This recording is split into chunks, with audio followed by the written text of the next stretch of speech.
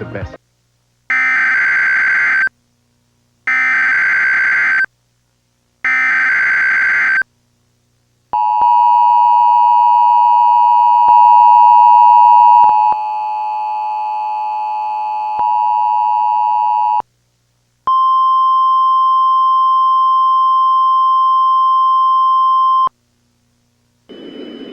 We have just received this important information regarding an abducted child in North Avenue, Colorado, Mesa County. The Colorado State Patrol, in conjunction with the Mesa County Sheriff's Office, is looking for an abducted child who was last seen at 2567 Obama Lane, and is believed to be in extreme danger.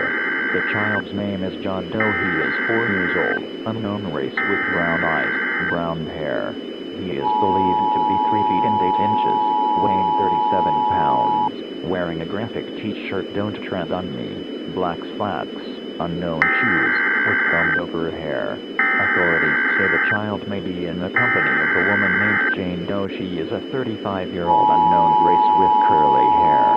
She is believed to be 5 feet 7 inches, weighing 145 pounds, and is believed to be armed with a known clothing type.